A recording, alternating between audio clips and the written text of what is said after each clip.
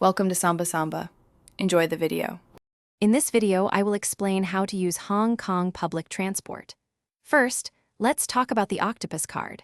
This incredibly convenient card is your key to almost all public transportation in Hong Kong.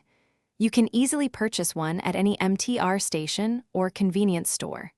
Simply load some value onto it, perhaps 100 Hong Kong dollars to start, and you are ready to tap and go. It makes traveling around the city incredibly simple and efficient.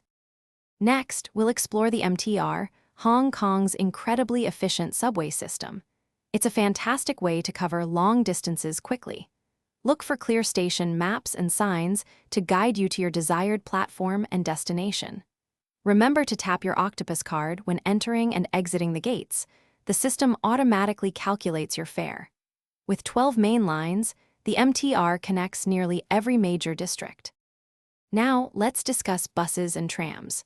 Hong Kong's extensive bus network reaches many areas not served by the MTR, offering fantastic city views from their upper decks. For a truly iconic experience, hop on a double-decker tram, often called the Ding Ding. These charming vehicles run along Hong Kong Island. For both buses and trams, simply tap your Octopus card when you board to pay your fare. Finally, let's look at ferries and minibuses.